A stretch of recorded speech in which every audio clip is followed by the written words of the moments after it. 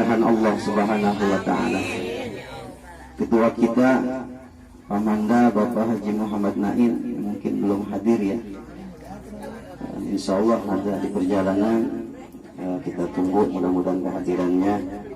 Beliau diberikan kesehatan Allah Subhanahu wa taala. Bapak RW kita, RW 06, RW kita gitu. RW saya bukan beliau, RW kita. Bapak Bangji, mudah-mudahan Allah berikan kesehatan, kesabaran, keikhlasan kepada beliau. RW 6 luas banget. Kalau nggak sabar-sabar, nggak ikhlas-ikhlas, cepat tua dia. Tapi alhamdulillah sehat-sehat aja. Mudah-mudahan nggak ada masalah. Dan seluruhnya paman-paman saya, bibi-bibi saya, nyak-nyak saya, yang namanya tidak saya sebutkan satu persatu, namun tidak mengurangi rasa hormat, ta'zim, mahabbah kepada semuanya. Puji syukur kita panjatkan kehadirat Allah atas limpahan nikmatnya. Alhamdulillah di pagi menjelang siang ini kita dikumpulkan Allah dalam rangka prosesi arisan keluarga besar Al-Baninah, yang mana ini udah berjalan hampir 4 bulan kali ya kita kumpul. Sorry. Kumpul gini 4 bulan. 4 bulan udah berjalan, maksudnya normal gitu ya. Pokoknya habis lebaran. Habis lebaran, iya habis lebaran dibuka sekitar 2-3 bulanan. Ini kalau kata Roma Irama, ini ada lagunya nih. Ada lagunya. Sekian lama aku menunggu untuk kedatanganmu.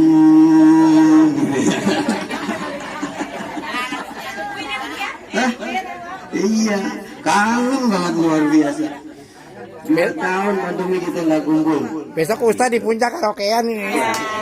Siapin aja mix sama lagunya ya. Untuk bawa hotel nggak?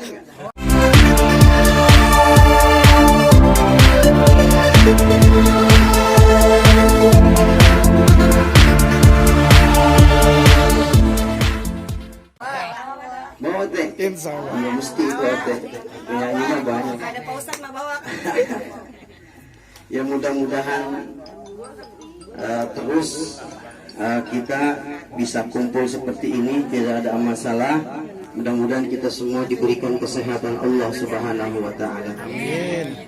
Salawat beriringan dengan salam mudah-mudahan tetap tercurah kepada junjungan kita Nabi besar Nabi Muhammad sallallahu alaihi wasallam beserta para keluarganya, sahabatnya, dan kita umat yang istiqomah menjalankan sunnah-sunnahnya. Kita berharap di yaumil kiamah kelak mendapatkan syafaat dari baginda Nabi besar Nabi Muhammad sallallahu alaihi wasallam. Keluarga besar Al-Baninah yang dirahmati Allah Subhanahu wa taala, pada kesempatan siang hari ini saya nggak banyak bicara. Saya minta waktunya, mari sama-sama kita ngaji. Yang ngobrol ntar terusin lagi urusannya, obrolannya. Saya minta 15 menit waktunya untuk sama-sama kita ngaji. Mudah-mudahan kita pulang ada hasilnya. Amin. Masalahnya kalau ibu-ibu ngobrol ntar pulang nanya-nanya lagi. Tadi Ustaz ngomong apa ya? Ngobrol ngapain? Ngobrol. Terus itu kan besok mau jalan-jalan, siapa ngitung itu? Ngomong aja. WA, jawab WA. Artinya 15 menit saya minta waktunya. Hadirin jamaah yang dirahmati Allah Subhanahu wa taala. Bunyal Islam ala khamsin. Islam itu terdiri dari 5. Syahadatu an la ilaha illallah wa anna Muhammadar abduhu wa rasuluh, wa iqamus shalah wa ita'uz zakat wa shaumu ramadhana wa hajjul baiti man istata'a ilaihi sabila. Oke, siap. Bahasanya Oke, siap ya. Rukun Islam itu ada 5. Di rukun Islam ada 5. Syahadat, sholat, puasa, zakat, haji. Nah 5 ini kita jadi pegangan sebagai umat Islam. Umat Islam mesti punya 5 ini. Kalau nggak punya 5 berarti bukan orang Islam. Nah, pada kesempatan kali ini saya cuma menyampaikan satu. Yang paling penting dari 5 ini apa? Sholat. Sholat. Sholat ini sangat penting. Ini ada apa? Aqua. Anggap aqua ini agama. Anggap aqua ini agama. 5 jari kita rukun Islam. Kalau aqua kita pegang pakai 5 rukun Islam, jatuh nggak aqua? Masih kuat ya. Masih kuat nih aqua. Agama ini 5 nih kita. Kita angkat kelingking kita. Angkat kelingking kita. Taruh nih kelingking haji. Kelingkingnya haji. Waalaikumsalam warahmatullahi. Kelingking haji. Orang Islam nggak pergi haji, agamanya jatuh nggak? Masih kepegang ya? Masih kepegang. Orang Islam nggak pergi haji, mungkin nggak punya duit, warisannya habis. Lah iya, orang tua kita dulu pergi haji emang punya tanah, kita pergi haji udah habis tanahnya. Pintu yang mana lagi kita mau jual? Udah ngarep-ngarep dari Allah diberangkatin sama orang, mudah-mudahan amin. Syukur-syukur bisa berangkat sendiri, duit sendiri. Orang Islam nggak pergi haji masih dibilang Islam, masih dibilang Islam, agamanya masih kepegang. Angkat jari manis. Orang Islam nggak zakat, ya mungkin dia dikasih zakat tiap tahun. Emang penerima zakat, bukan pemberi zakat. Gitu. Orang Islam nggak zakat, masih dibilang Islam nggak? Masih. Orang agamanya masih kepegang. Orang Islam nggak haji, masih dibilang Islam. Orang Islam nggak zakat, masih dibilang Islam. Angkat jari tengah. Puasa di bulan Ramadan. Orang Islam banyak nggak yang nggak puasa? KTP-nya masih Islam nggak? Masih nganggap Islam nggak dia? Masih ngaku Islam nggak? Masih. Nah iya. Orang Islam nggak puasa di bulan Ramadan. Lebaran ikut lebaran, baju baru beli baju baru, banyak. Lah belanja daging dia duluan. Albanina nggak ada yang kayak gitu. Agak jauh. Kan udah ngikutin paket. Masih Islam ya? Masih orang Islam gak puasa Ramadan bulan Ramadan, lebaran ke lebaran, sawalan, masih dibilang Islam. Coba kita angkat jari telunjuk. Sholat.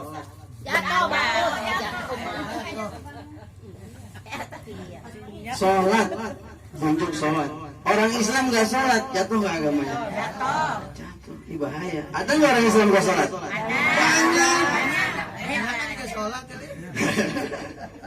Banyak orang Islam gak sholat. Bagi ibu-ibu ngaji seminggu rajin banget. Iya. Enggak apa saya ngomong ya. Kalau memang enggak, ibu-ibu mana-mana. Ibu ya. Maksudnya ibu-ibu Albanina biar sampai ibu-ibu pengajian yang lain gitu. Berangkat ngaji jam 9, bahkan pagian lagi jam 8. Maulidan, yasinan, ratiban, ceramah segala macam, pulang jam 12.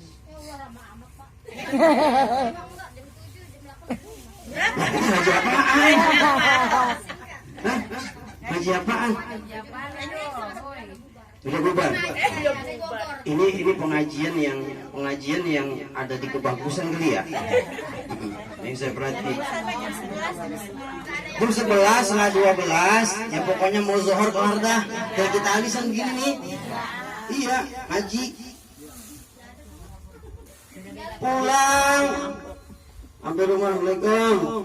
Jalan. Lakinya lagi duduk di bangku. Wah, apaan ngaji? Ada nih plastik. Iya. Ada pisang rebus segala macam. Oke, buat ngopi gitu.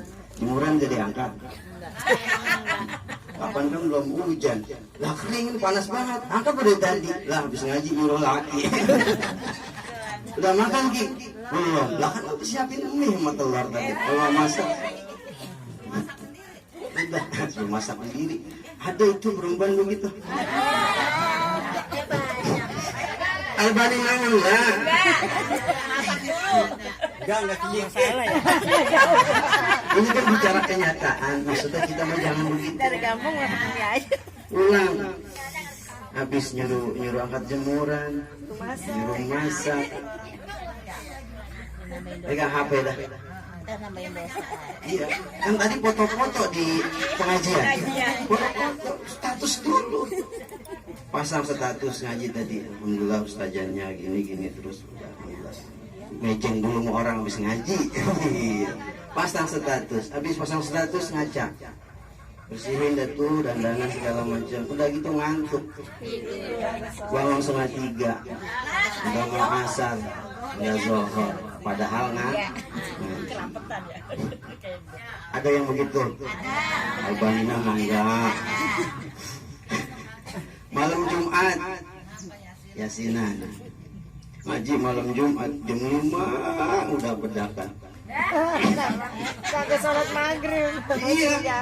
Lah kan biar kelihatan cantik di depan ustazah. Untung gurunya masih ustazah. Kalau gurunya ustaz macam saya, dandannya dari jam 4. Ntar ustaz malam datang nih, gue mesti cantik jam 4 udah rapi. Mau sholat maghrib sayang mau dandanan. Iya, jalan aja udah ngaji yasinan. Pulang, emang yasinan orang-orang azan dia masih yasinan habis maghrib. Gitu. Pulang jam 8 setengah 9, capek, tidur. Itu tidur kalau nggak dikerjain sama lakinya. Kalau kerjain sama lakinya kan nungguin dulu. Bisa dikerjain udah tidur, mandi kagak, apa kagak, tidur aja. Allahu Akbar. Banyak yang begitu. Jadi sholat bukan dilalaikan lagi. Udah nggak ada di sini sholat. Orang Islam yang kayak gitu bahaya. Agamanya jatuh. 1 hari, 2 hari, 1 bulan, 3 bulan, 4 bulan, 1 tahun orang Islam nggak sholat, udah nggak dibilang Islam. Bahkan sebutannya sebetulnya udah kafir.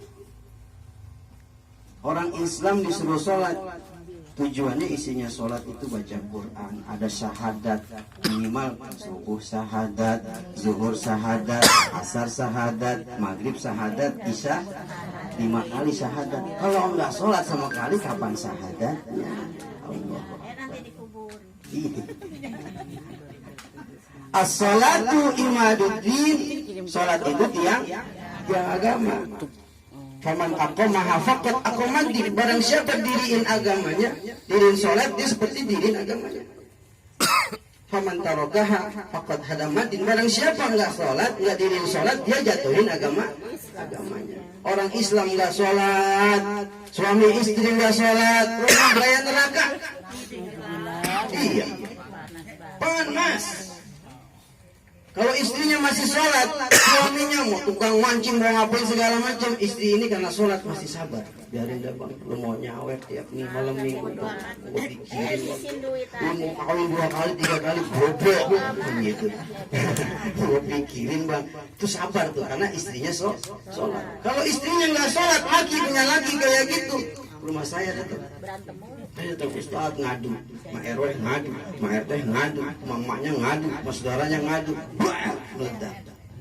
Gitu. Tapi kalau orang yang sholat, insya Allah dia tutupin aib lakinya. Begitu juga lagi, kalau yang ahli sholat dia tutupin aib bini, celah rumah tangga nggak kedengeran kemana-mana. Gitu. Kadang celah rumah tangga siapa yang buka? Ya, celah rumah tangga siapa yang buka? Ya kita sendiri. Kita ngomong sama saudara kita jadi tak tahu. Kita ngomong sama teman kita jadi tak tahu.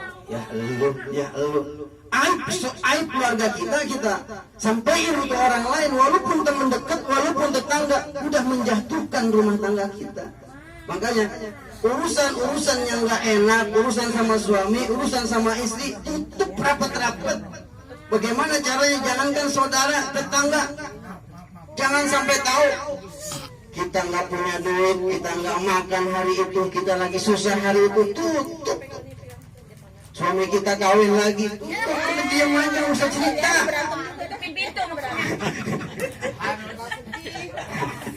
Nah, ini cerita kemana-mana. Akhirnya Perempuan galak. Tutupin pintu. ini sebenarnya maksud ngebelain lelaki biar bisa kawin lagi. jangan satu aja nggak cukup. Ini sholat yang pertama tiang ya agama mesti jalan kalau enggak kayak gitu tuh pegangan kita jatuh, tunjuk diangkat, akhirnya jatuh agama kita, mati dalam keadaan kafir, mati dalam keadaan su'ul khatimah, naudzubillah. Yang kedua, sholat itu penting karena sholat itu mencegah perbuatan dari keji dan mungkar. Gitu. As-sholata tanha anil fahsya'i wal munkar. Sungguhnya sholat itu mencegah perbuatan keji dan mungkar. Insya Allah orang sholat mah hatinya baik, orang sholat mah akhlaknya bagus. Insya Allah. Kalau ada orang sholat masih ambekan, ada orang sholat kerjaannya masih marah-marah mulu. Sholat rajin ke masjid, tapi kerjaannya ngomongin orang. Sholat rajin ke masjid, tapi berantem mulu sama tetangga. Dikit-dikit pegang golok, dikit-dikit pegang golok. Dulu begitu, sini mah karena mah kagak, udah banyak orang sabar, udah nggak ada bendok. Iya, orang sholat masih kayak gitu, periksa sholatnya gitu. Nah nih, terkadang kita kan cuma ngurusin sholat, ngurusin ibadah, yang bawah-bawah nggak kita pikirin. Mudah-mudahan ibu-ibu di pengajian ada guru fikih, belajar fikih. Dari masih kecil udah juga belajar fikih, buat memperdalam lagi fikihnya. Sebelum sholat kita ngelakuin apa? Wudu. Sebelum wudu ada istinja. Istinja adanya di luar rumah apa dalam kamar mandi? Kamar mandi. Nggak ada istinja di luar rumah, dulu doang. Zaman dulu mertua saya gitu tuh rumahnya. Kalau mau buang air keluar rumah dulu, tengah-tengah kebun. Begitu dulu. Ada jumlahnya, jumlah. Nah, orang sekarang nggak kenal jumlah ya. Alhamdulillah saya masih termasuk orang dulu tahu jumlah. Kalau kita nongkrong lihat ke bawah jauh amat ya Allah. Ingatnya geli. Enggak kali ya. Ingatnya geli kalau lagi makan. Kamar mandi istinja. Nah, sebelum kita melakukan ibadah-ibadah yang lain, rapihin di kamar mandi kita. Di kamar mandi ada istinja, di kamar mandi ada wudu, di kamar mandi ada mandi hadas besar. Itu yang perempuan habis haid, mandinya gimana? Belajar. Bukan sekedar mandi pakai air, lihat periksa airnya. Airnya macam apa? Bersih apa enggak? Kejatuhan najis apa enggak? Lihat banyak apa dikit. Nah ini jadi perhitungan. Kadang air cuma seember, main mandi aja. Mandinya sembarangan. Gitu. Kalau kita mandi, air cuma seember, kita basuh, jatuh ke situ namanya mustakmal. Gitu. Air kejatuhan yang bekas bersuci, nggak sah udah. Makanya paling aman zaman sekarang kalau mau mandi mandi besar pakai shower. Aman dah kalau shower, kebuang semua. Kalau di kolam penuhin airnya, luberin. Jangan dimatiin gitu. Nah ini mesti tahu istinja segala macam baru sholat. Insya Allah kalau kamar mandinya rapi, ibadah kita benar. Orang yang kayak gitu mudah-mudahan benar-benar sholatnya mencegah dirinya dari perbuatan keji dan mungkar. Insya Allah dia sholat hatinya sabar. Dia sholat ngah sama saudaranya. Dia sholat perhatian sama tetangganya. Itu kepake sholatnya. Udah 15 menit. Yang terakhir nih, yang terakhir. Yang ketiga, kenapa sholat itu penting? Ini di apa namanya dicatat biar pulang dapat bekal. Yang pertama sholat yang agama, hanya penting. Yang kedua mencegah perbuatan keji dan mungkar. Yang ketiga, sholat itu waktunya tempat kita mengingat Allah Subhanahu wa ta'ala. As-sholatu dik.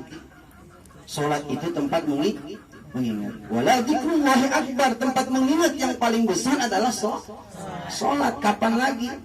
Coba nih, coba. Kapan kita ingat Allah? Bangun sholat subuh, kita dengar azan. Allahu Akbar, Allahu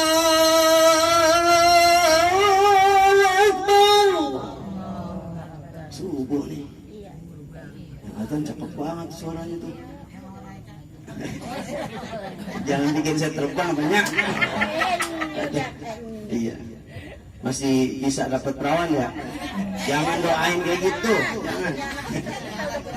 Dan dulu saya mau paman enggak. Ini saya kan ponakannya Bang Idris dari Mael. Bangun subuh, wudu, sholat subuh. Di saat sholat ingat Allah enggak? Ingat. Orang bangun subuh ingat Allah, dia sholat. Rapi-rapi berangkat kerja, naik motor. Waktu di motor lupa, udah nggak ingat Allah. Masuk kantor, yang dipikirin apa? Kerjaannya. Belum bosnya bawel. Udah dah seharian tuh. Itu apa setengah hari. Ntar masuk waktu zuhur diingat lagi. Selesai. Assalamualaikum warahmatullah. Assalamualaikum warahmatullah. Selesai istirahat makan, kerja lagi. Ingat nggak sama Allah? Agak. Orang beraktivitas nggak ingat sama Allah. Allah ingetin di waktu sholat. Itu kita nih orang-orang awam. Beda sama orang-orang wali, ahli zikir. Tiap saat dia ingat sama Allah. Kalau kita mau orang awam, jangankan kerja, waktu main HP kita lupa sama Allah. SMA belum selesai aja. Nonton Instagram, lihat di YouTube. Ada nggak Allah di sini? Nggak ada, lupa kayaknya. Iya, ini gimana kalau kita nggak ngomongin, nggak ngaji, lupa sama Allah. Iya, lupa. Ingetnya mau pisang, mau jeruk, mau duit arisan. Besok siapa dapat nih kan gitu. Iya. Jadi kita diingetin sama Allah untuk mengingat Allah waktu sholat. Kapan lagi orang Islam berarti kalau nggak sholat, kapan ingetnya? Gitu. Subuh diingetin, zuhur diingetin, asar diingetin, maghrib diingetin, isya diingetin, diingetin terus. Di saat kita ingat Allah terus, hati kita ada Allah terus. Di saat malaikat cabut nyawa kita, di saat itu kita bersama Allah. Mudah-mudahan Allah matikan kita dalam keadaan husnul khatimah. Itu yang terpenting. Jangan jauh-jauh dari Allah Subhanahu wa ta'ala. Lagi galau, ingat Allah. Banyak utang, ingat Allah. Lagi ada urusan, ingat Allah. Udah Allah aja. Gitu. Jangan percaya sama yang lain-lain. Gitu. Ini ada apa namanya? Ada tetangga saya jauh gitu. Kelasnya kelas ibadah. Kelasnya kelas ibadah.